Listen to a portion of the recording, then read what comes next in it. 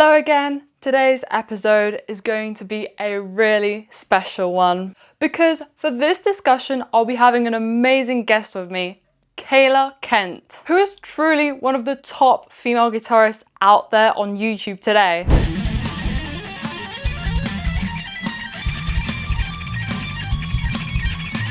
After I messaged her a while ago mentioning the female guitar legend topic, she was incredibly kind and agreed to have and record this discussion on the topic. And yeah, I'll explain more of what's going to come up in the video.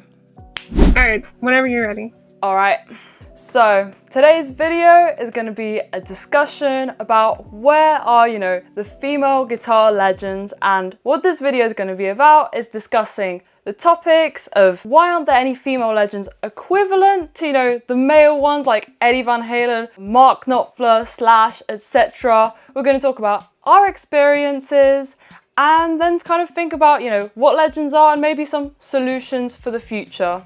So over to you, Kayla. Introduce yourself to everyone who don't know you yet, and yeah, we'll get rolling. Hi, I'm Kayla Kent. I play guitar on YouTube. I have a YouTube channel, and I got my start doing Dimebag Darrell covers, and that's pretty much what people know me for, and that's my specialty. To start off, let's talk about, experiences first, and I'll let you start with maybe a bit of an overview about how you started playing guitar and, what were your motives to playing it? Yeah, so my journey starts with my dad buying me a bass guitar when I was in 6th grade. And he wanted me and my brother to both play in the church worship band. And he was trying to teach us like music theory and chords and stuff. And I was like, I don't want to learn an A chord just to learn an A chord. Like, that's boring to me. So he bought me a bass and he was like, well, you don't have to learn the whole chord. You can just learn the root note. And I was like, okay, I guess I can play that. And so my brother picked up guitar, I picked up bass, and we started playing in our church worship band. And from there, we were at the time we were playing stuff like Guitar Hero, and my brother was playing like Call of Duty and stuff. And he started watching these like Call of Duty montage videos that these people were uploading to YouTube.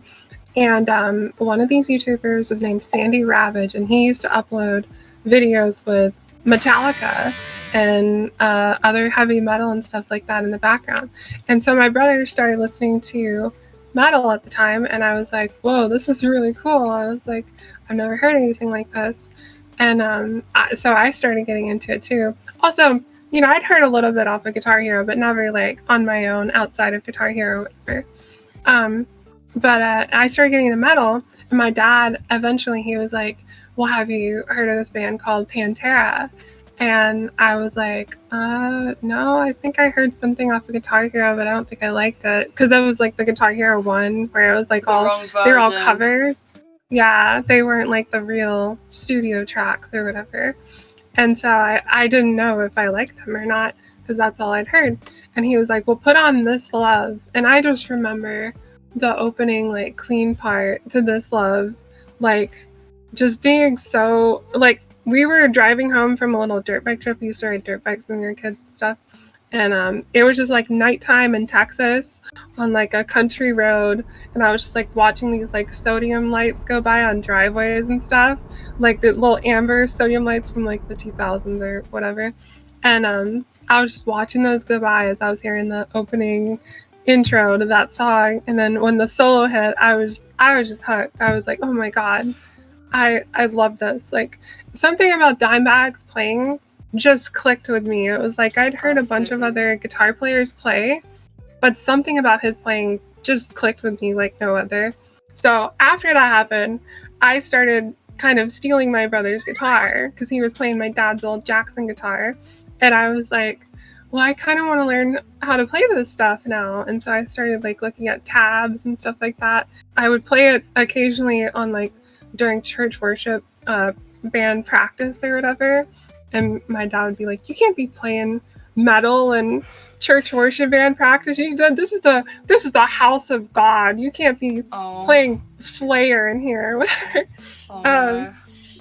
But yeah, no, I was having fun I was like actually enjoying it. And so I had like a proper motivation to pick up guitar because I actually had music in mind that I wanted to learn how to play because I thought it was so cool. But I slowly got better over time, and I don't know, I just, something about metal and something about Pantera and Dimebag specifically just clicked with me like nobody else, and I just kept learning how to play his stuff. And I didn't really get into his solos until 2020, and that was when my dad bought me a audio interface for Christmas. So I could play with headphones and I wouldn't disturb other people that I lived with and everything. And so I started getting into his leads because I didn't really like worry about people hearing me. Because I've never been like one of those people who's like, I'm going to go to Guitar Center and plug into an amp and then I'm going to like, you know, turn it all the way up and let everyone hear me. Yeah. Like, I don't like that. I don't like people hearing me in a guitar store at all. I can relate to that, even though I have had my moments in the shop where I have put up the amp a little too loud compared to what it kind of should be on a polite level. But yeah, especially like when I'm practicing or playing in my room, I feel exactly the same. I just want to keep the amp quiet, just at a bedroom level and not really disturb anyone. Exactly. Yeah, I always felt self-conscious of that, especially because my dad is a really great guitar player. Oh, yeah. And I guess that was one detail I forgot to tie in. My dad's played guitar since he was a kid. And he's been an amazing guitar player. He's into like virtuoso guitarists like Paul Gilbert, Yngwie Malmsteen, Wow. Guthrie Govan, stuff like that. So he's like a really good guitar player, and he could play like Paul Gilbert stuff like note for note back then. So I had to measure up to that. And so when I was learning leads, I was just like, I'm nothing like my dad. You know? You felt this big pressure from him, right? Oh yeah. Would you say with that, you know, your dad's skill on guitar, would you say it's more something that inspired you to play, or was something that helped your development, or in a way, was it something that almost scared you in some respects? It kind of scared me, honestly. And especially, there was a couple things that he said that really stuck out to me. With one of them was, you know, this is a cool hobby, and you can do it for as long as you want. This is after I started getting into guitar when I was a teenager. And then he was like, you know, don't ever expect to make any money out of this because you won't. And he's like, I've been there, I've tried. Oh, spoiler, you've proved it wrong. Yeah. But yeah, no, I would say if anything, he kind of discouraged it until later. My dad bought a drum kit when I was just starting to pick up guitar. And he was like, you know, I want to jam with you. And because he would like, you know, it's not really fun to jam with your kids when all you know how to play is guitar and they're playing guitar. So he was just like, naturally, he wanted to pick up a drum set so that he could jam with us, which is really cool. Like exactly. That was like a proper parent moment, you know, where he could like kind of push us in a direction where we'd want to learn how to play stuff more. And I continued that in my teenage years, and I was jamming with my dad a lot and stuff. And I remember hearing him tell somebody that she's gotten really good at guitar. I don't remember who he told, but I was like, when I heard that, I was like, oh my God, he thinks I'm good at guitar. And then when I was moving out, so my dad all these years said that he'll never give another guitar to someone ever again because he gave away a Kramer that he adored. And he ended up, the person who he gave it to ended up like selling it right away or whatever. So my dad was like, no more, I'm never giving a guitar to anyone. So when I was playing his Jackson, I never expected to be able to get that guitar or anything. I figured when I move out, I'll have to buy my own guitar, and that'll be something I'll have to get in order to keep playing guitar. That must have been like an obstacle, right? Yeah, or just like a understanding that he wasn't going to give me that guitar. But then when it came time for me to move out, he was like, well, why don't you take the Jackson? And I was like, really? And he was like, yeah, you play it all the time, you're good. And I'm like, you really think I'm good enough? You think I'm going to stick with it? And he's like, yeah, of course. I was like, okay, cool. Wow. After all those years, like having to measure up to him and being somewhat discouraged by my dad, it did absolutely mean something when he showed like positive feedback towards my playing and was like, she's good, and actually gave me his guitar, to take with me.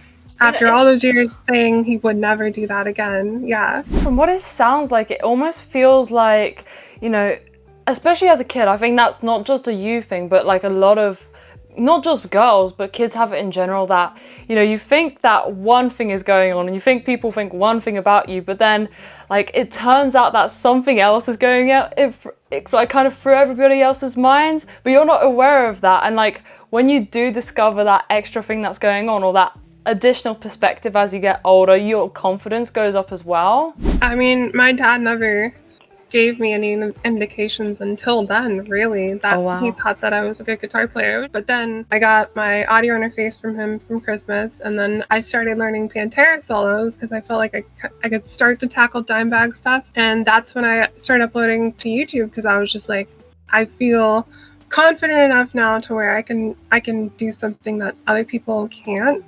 And I wanted to upload, like, you know, their glam stuff, like from their records that nobody really knew, you know. And Interesting. And I was just like, I finally felt confident enough to do that. And after I did that, Reddit liked it, and then Guitar World picked it up, and the rest is history. Amazing.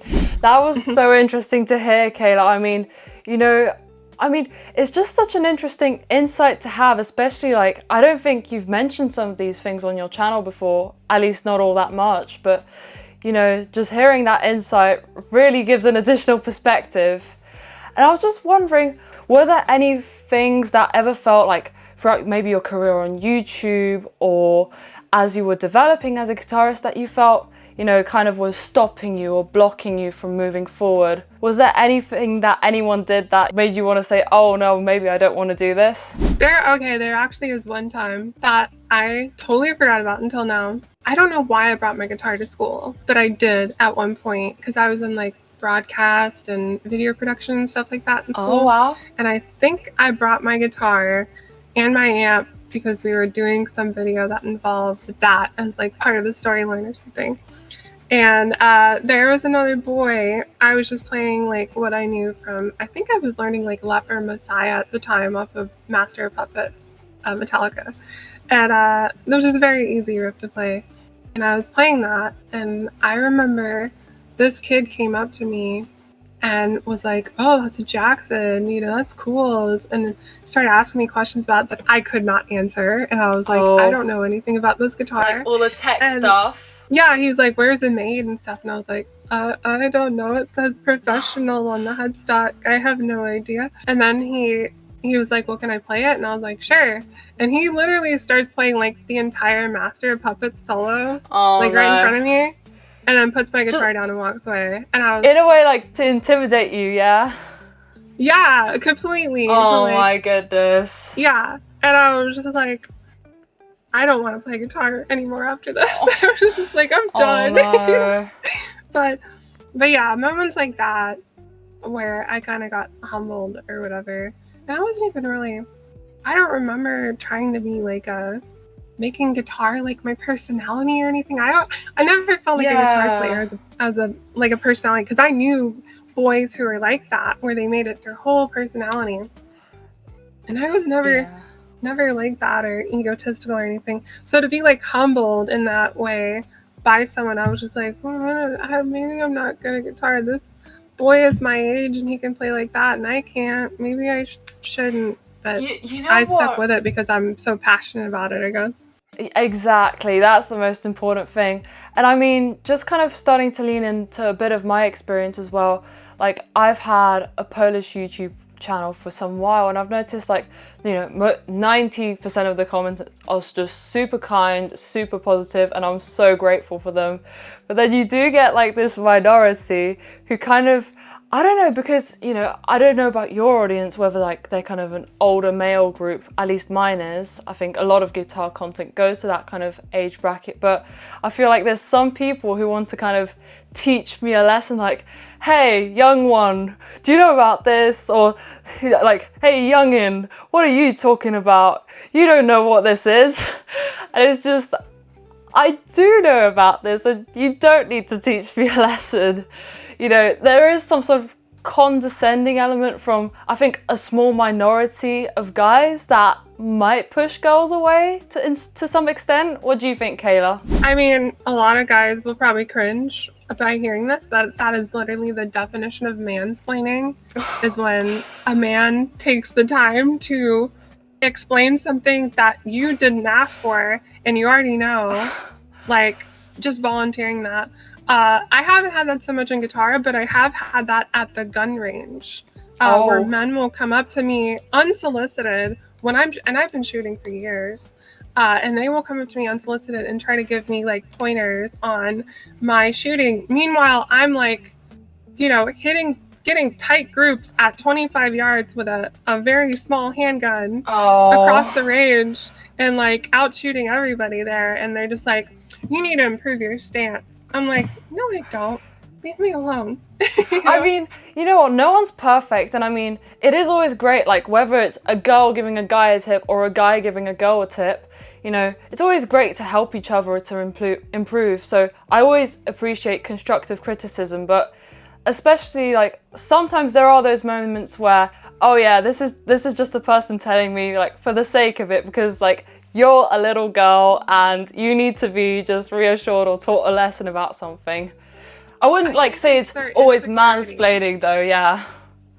It's their insecurity. They want like someone, they want to feel like they're superior to you because they know something or have a little factoid to offer. And it's really because they feel like they've been bested by a girl, because you're playing that music so well. And so they're like, oh, she's good and I don't like this. So I'm going to shove a factoid in her face and be like, you probably don't know that. Yeah. I have noticed myself feel better. Yeah, like maybe 3% of comments are like that. I don't know. Do you get comments like that on your channel, Kayla, sometimes? All the time. There's always people who are like, you need to turn off the delay on your amp. And I'm like, I'm not using any delay. Like I'll be literally playing with like a patch that has no delay, no reverb, nothing. And they'd be like, the reverb's too high. I'm like, your brain's too dumb. Like, I don't know what to tell you. Yeah. Or, kind of continuing on like YouTube experience, have you had many people saying that maybe you're not playing or you're too good for a girl in a way? All the time. Literally since I started, people... and I started before AI really took off. Now all I get is like, she's AI, right? But like before it was like, she's miming her guitar, she's a man, she's a man? Yeah, exactly. She's pre-recording and then playing over it. But now it's all like, she's AI. It's not real. She's AI. I've had the she's AI as well. I'd look a lot prettier than this. I mean, you're beautiful anyway. I mean, everyone's got their own natural beauty, but yeah. It's just... thank you. I mean, those comments that are just kind of like saying it's too good to be true, especially getting that after you put a lot of effort to make your content, feels a bit discouraging. So it really comes down to like actual sexism and misogyny, especially like the she's a man comments. It's because they like refuse to believe that a woman could do this. And so their only explanation is that she's actually a man. So. Yeah. What would you say, as a contrast, what are the most positive kind of highlights that have happened to you? So definitely my dad giving me the guitar when I moved out. That was like one of the most inspiring moments for me because my dad actually showed an indication that he thought I was good. But getting picked up by Guitar World, that was definitely a big moment for me. That was just a week after I got laid off from my last major job. That was the turning moment for me where I overnight I gained like 9,000 subscribers or something. Yeah, it was great timing, but it also like told me I was like, I must be truly exceptional at this. Exactly. If Guitar World is writing about me and people are actually paying attention. Amazing. Well, how'd you get your start? Well, I mean, personally, in terms of like how I started, I was always into retro music, especially when I was gaming. It just really got stuck in my head. So I really felt a connection with retro music, like even Europop from the 80s or, rock music from the 80s, 70s. And that kind of developed as I wanted to explore more music and just more different styles. So eventually I kind of got interested in Polish rock music from the 80s, and one day I just told myself, like I was listening to some song with him outside and we had a guitar at home and I thought, yeah, I want to learn this. So as my dad had shown me some guitar before, like some acoustic stuff, like House of the Rising Sun. I mean, he's not like a professional player like your dad playing Paul Gilbert, but you know, he's incredibly encouraging and always rooting for me and always like pushing me to go further with things. So like he's shown me that, a couple of basic chords, and I was just really excited about it. So when I went just to learn some tabs on some rock songs I was just enjoying at the time, it just felt really exciting, and I just moved forward a lot from there. And after about a year or so, like I was actually getting really good at learning by ear, so I even started like just recording a couple videos. And I remember the very first one I recorded, I think it's still on my other channel now. It got something like 1,000 views on the first night, and I was like, oh, I was so excited. I was 16 years old, and I was like, it's nothing compared to your first YouTube video, but for me it was a big thing, just kind of sharing my progress a bit and just getting like the kind attention from so many people like at once. Like that's the kind of thing the internet gives you, like a lot of exposure. And yeah, Absolutely. It's just, I kind of stopped to focus on school, so I was playing guitar on and off. You know, now for about 6-7 months, I'm back at it and people are really enjoying it, and it's really fun to carry on and continue developing on guitar. Did your dad get you into that old Polish music? Because your dad's Polish, right? Yeah, he is, and he just had a lot of CDs, a lot of vinyl back when he was younger, collecting what he could. And you know, he's just got this amazing memory, and he shared so many amazing bangers with me, which, yeah, not just Polish, but just in general, like hits from the 80s, 70s, which in a way, like if you're not introduced to these things by someone, like whether it's a friend or a parent or a relative, you just don't find them. Like as a young person, like Gen Z or Gen Alpha, like they can find 80s hits, but they won't find that super niche song in a certain genre. Like maybe in a way like the specific song like your dad showed you by Pantera, and you know, in a way like the way you discovered their glam side. You just don't, those things aren't so mainstream, so they don't hit you straight away. Yeah, well, I was asking because I feel like your connection with Polish music is quite like my connection with Pantera, because so something I didn't talk about was my dad used to go see Pantera in the 80s before they were signed, before they were famous and stuff, because they were a local band in Fort Worth. And that's where my dad grew up. I grew up in Dallas, Fort Worth. I spent like the first 18 years of my life there. Yeah, like my dad would go and see them at the local clubs. And so I have like, it's almost like a weird familial connection, because it's like, of all the bands that he showed us and I cling to, it was the one that he had like a connection to, you know, in that way. And I feel like that's the same for you with like the Polish music and your dad, true. You know? And anyways, just kind of moving on a little bit, what would you say like are the things that kind of constitute a guitar legend, like kind of key features, just to list them in a way? I can start by saying one of the things that you kind of found interesting in my video that I mentioned, that, you know, in a way, you've got to have someone playing covers of your music, trying to recreate your music. Otherwise, you're not really a legend in a way. Yeah, so I think it's 4 things. I'm not a sociologist, just throwing that out there, but this is my sort of hunch after thinking about this for a while, thanks to your video, because I started thinking about this a lot more. But number 1 is you have to have an iconic and recognizable playing style or sound. Like just your whole style of playing and your tone, your whole sound, everything. It has to be very recognizable, to the point where if someone just listens to like a little snippet of you playing, they'll know it's you right away. You know you're a guitar legend if someone can just listen to like 5 seconds of your guitar solo or whatever and be like, oh, that's Randy Rhoads, that's Eddie Van Halen. It doesn't just have to be the playing, it can be the sound, like the, you know, the riffs that Keith Richards played, or the edges, just tone, like those, you can't even describe, like that's not a riff, that's not a solo, it's just kind of a guitar sound or aura that's just coming out when he's playing.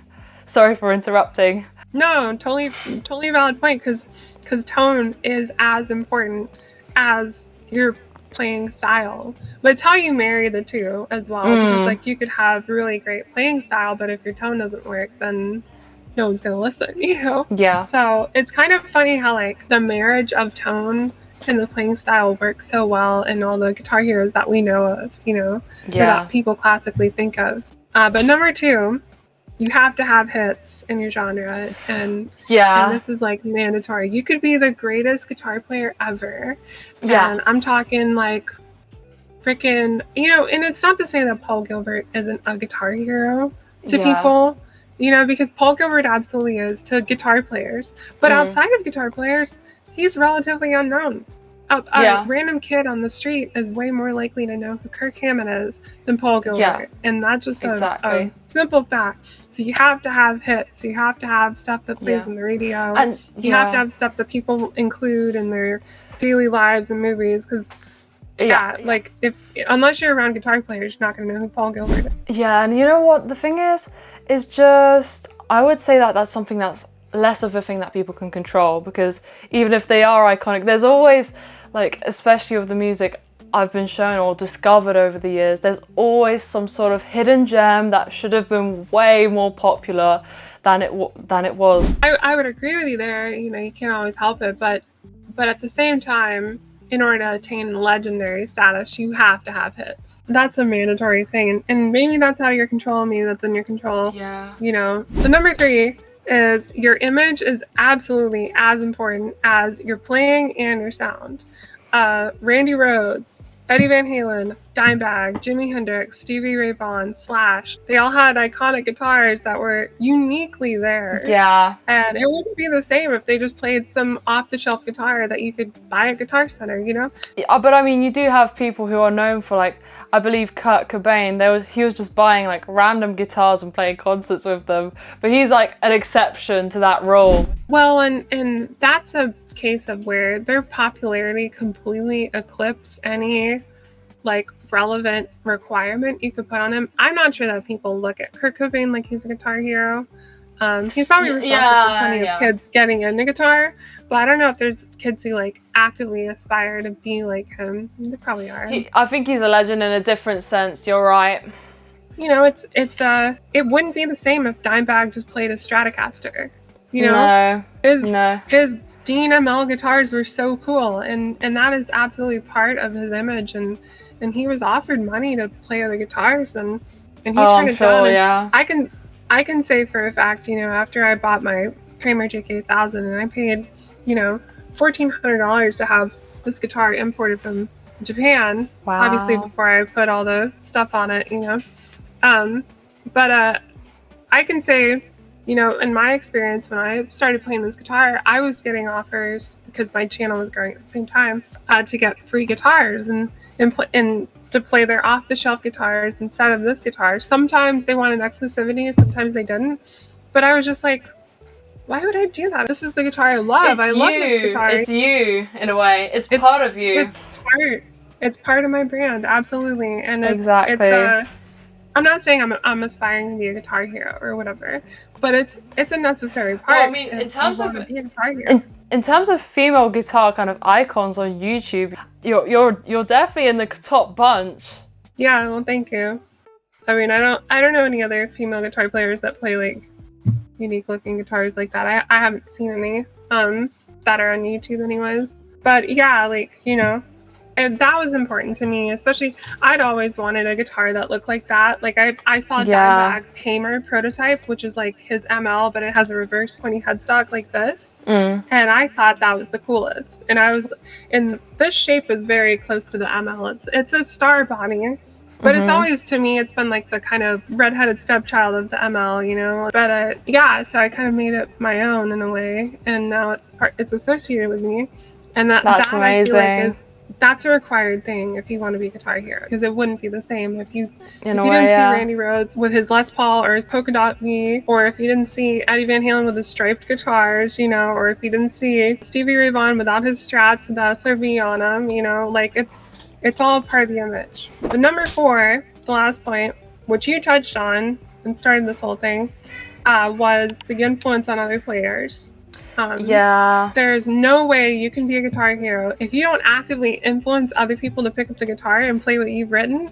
There's no way you're a guitar hero. It's an interesting way how that kind of compares to other fields. For instance, are vocalist kind of legends. You know, you have loads of female and male vocalists who are, you know, legends in terms of singing, but no one actually tries. I mean, you do have people who copy them, like trying to replicate it, but it's not as widespread as in guitar culture where, you know, I want to play this solo note for note, just like Dimebag or, you know, Eddie Van Halen, you know, or you don't have anyone saying, I want to sing like Tina Turner just the way she did with the same rasp and the same vocal modulation. You just don't hear that in a way. So it's an interesting, unique trait for guitar, I would say. I mean, I have a couple suspicions as to why that is. I mean, you know, you're kind of just given your voice regardless, you know, like you don't really get to pick it.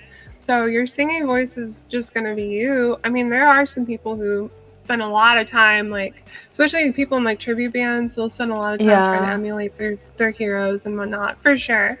But like, at the end of the day, you can't control it on the same degree like you can buying all the gear of your favorite heroes and stuff and doing all of that to sound exactly like your heroes. So, but yeah, it is kind of interesting how it's different, because I do notice that, you know, I don't know, there's not as much emulation going on of Phil Anselmo versus Dimebag and Pantera. Although there are people who, like, I'll see in like the Pantera subreddit, they'll be like, what shirt was he wearing? I want to buy one just like that. I want to wear exactly what he was wearing. And I'm just like, okay, but it's not going to make you sound like him. It's going to make you feel like him. On the side of the video that I made, like, there were loads of comments about, you know,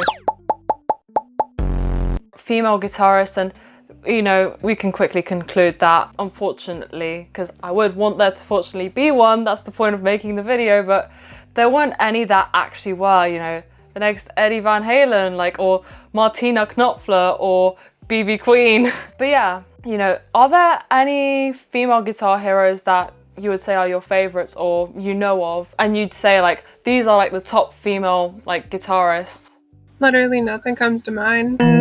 I think that just because of the style of music I like, there's not a lot, but also I haven't dug into them. I know who Lizzie Hale is, but I've never gotten into Hailstorm. And I know who, like, oh my god, she just played for Alice Cooper. Mia Strauss. I know who she is, but I've never gotten into her stuff. And I know who, like, Orianthi is, but I've never gotten into her stuff. I did have a Guitar World magazine with her on the cover, and I thought that was really cool when I was a kid, and I saw that, I was like, whoa, there's a girl on the cover of Guitar World. But I've never gotten into Orianthi, so I don't have an answer. And some people will ask me that, and they'll be like, who's your favorite guitar or female guitar players? Like, as a sort of like gotcha moment, you know, like, like there's no girl guitar players who are actually any good. And I'll just be like, I won't respond to people who I know are being negative, but for people who genuinely ask me, I'll just be like, you know, I never got into any just because it wasn't like, it's not prevalent in the genre that I like, and I like what I like, which is dime. Exactly, you know, I feel exactly the same, especially with the music I was playing. Like, it just happened to be that, like, female guitarist music. I wouldn't say all of it's bad, but like, it just didn't resonate with me as much. I'd say what's resonated with me the most was Cherry Bar with the Runaways, and I believe Lita Ford on the guitar. Like, that is really cool to me. I mean, people mentioning, I'm looking at the list here, like, Sister Rosetta Tharpe, she apparently inspired Chuck Berry and Jimi Hendrix, but in the way, like, how did she manage to inspire them but not, you know, us today? Like, what kind of broke the line in a way? Or, you know, as you said, Lizzie Hale, you've heard of her, but that didn't resonate with you just out of personal preference. Bonnie Raitt, Joan Jett, and then with Nancy Wilson, there was this thing, like, with people saying, yeah, she wrote, you know, the solo on Alone. I think someone DM'd me. That iconic riff in, you know, Barracuda, that iconic riff in Barracuda, you know, it kind of turned out that Roger Fisher was actually playing those electric guitar lines. You know, he was playing that iconic flanger line from what I've read online, and, you know, I think Howard Leese played the solo in Alone. So you kind of start to ask, imagine if, for instance, Brian May from Queen, you know, there was this Queen solo, everybody thought it was Brian May, and then it turned out it was session musician Paul Gilbert playing it. You know, you think, wait, but where's Brian May? It's funny that you bring up Heart, because I do think of that as like the first like female led band that I heard, because I heard that on Guitar Hero 3 Barracuda. And I remember that like invading my subconscious a lot when I was in like 6th grade or so. But I never got into that band like any deeper. And to hear that she wasn't even playing like the leads on the record or anything, that's I'm not sure if it completely or whether that changed, because I think Roger Fisher maybe left at some point. I need to do some deeper research into it. But yeah, I mean, you can kind of read online that some things just were played by some other people, and it's just weird that people attribute it to her automatically in a way if it wasn't her. I mean, that's kind of people grasping at straws to me. But then, kind of slowing down on this conversation, where do you think this is kind of headed for female guitarists? Like, especially as someone who's, you know, doing really well online and, you know, especially kind of developing your originals as well with your band, from what I've heard. You know, where do you think it's headed for maybe you and maybe other female guitarists on the scene, like in terms of being a legend? You know, are you aiming to be like one of the first ones, or, you know, do you think there's going to be more in the future? No, I'm not aiming to be a guitar hero, but you know, if it were to happen, I wouldn't obviously complain. But no, like the internet gave me a platform I never would have had in like the 1980s, you know, because back then you had A&R people who were like the gatekeepers of music, you know. Yeah. If you were for better and for worse, yeah. If you were not signed, you didn't have a platform, and it was just as simple as that. You weren't getting on the radio, you weren't having your music out in record stores. The only platform you had was whoever you get in front of on stage every night, you know, and that's it. And yeah. So yeah, like I don't think I would have had anywhere near of a platform in the 1980s as I do now. It's different in a way, yeah. It's different. It like, maybe I would have, but it would have just taken, you know, like years of playing in like awful small bars and clubs to otherwise achieve, you know? Yeah. Sorry to interrupt, but that's another thing as well that kind of came to mind, and that's, you know, back then in a way, like without the internet, where you can kind of do things like at your own comfort and leisure in your home. You know, everyone's playing in small kind of practice rooms, and I've been playing with my high school bands, you know, in small practice rooms, and you know, let's get real about the realities of it. You know, it does get sweaty, it does feel cramped in a way, and I think that it's not the vibe that a lot of girls like often want to take, especially maybe back then when things were a bit more stereotypical in a way. I don't know. Especially on the road, girl. Like if you have to, if you're touring on a bus and you have to share with a bunch of dudes and you're like trying to shave your legs in a tiny bus shower, you know, or do your hair, it's like, oh my God. And like it would be weird. Like, what does a girl do in a band, like when she's got guys and the guys are like bringing their groupies around? Like, what's that gonna be? I'm about to find out when my band tours, whenever that is. No, they're all married though. Literally everyone in my band is married, so. But you know what? I think it's changed in a way where rock is kind of cleaning up its act, and I think it's kind of making things more accessible to people, because like back then, let's be honest, like there is that kind of, especially like 70s, 80s, sex, drugs, and rock and roll. And, you know, like not everyone wants to be a part of sex, drugs, and rock and roll. But, you know, as rock is now just like kind of seen as that cool music, people say, yeah, I want to be a part of it, which makes it more accessible rather than a certain almost, you know, subculture which involved a certain lifestyle and a certain type of music. Now it's more kind of fluid, I feel. What do you think? Yeah. Absolutely. Like you know, a good example I could point to of like a band that is definitely a rock or metal band or metal adjacent band and draws like huge crowds of young people and doesn't do any of that stuff, or at least on the surface, is Turnstile. They're like killing it in the. Oh, they're amazing. They're I need to check them out. You do, because they're headlining like a lot of festivals now. And they've had like a lot of big tours and played a lot of big amphitheaters and stuff. So it's like they're killing it, but their image is not at all like sex, drugs, and rock and roll or anything That's like great. that. They're kind of violent in their image because they're a hardcore band. So like, you know, they like to throw hands and But you know, yeah. stuff on into the crowd or whatever. But they're kind of in a weird spot. They're not really like a hardcore band or a metal band. They're Yeah. somewhere in between. I'm not sure But about they're great. them, but like, I mean, I know my dad was talking about it like back in the 80s, you know, in America you had this kind of straight edge movement, you know, where the motive was kind of don't F, don't smoke, don't drink, actually. So you do have this kind of contrast, but again, like as you're saying, I think it's more kind of present now that bands are kind of rejecting that old kind of connotations of the rock and roll lifestyle. Or it's just not important to them because it's like our music, we rock so hard that we don't have to be all edgy, you know. We rock so hard that we don't have to put skulls on our guitars or whatever, you know, pretend to be edgy and cringe like that, you know. And that's kind of my favorite part about where the music is going these days. Because yeah, I mean, for the time, you know, when people want to act like they were hard and stuff and wear biker jackets and pretend to ride motorcycles, rebel against their parents. Exactly. Like, you know, I guess that was cool for the time, but now it's gotten to be like cheesy and cringe and so people are just kind of doing whatever, you know, and I think that's cool. Anyways, just to summarize, like what kind of message would you send like to the girls out there? Hopefully if there are some watching this and getting to the end of this video, what would you say to kind of encourage them to carry on?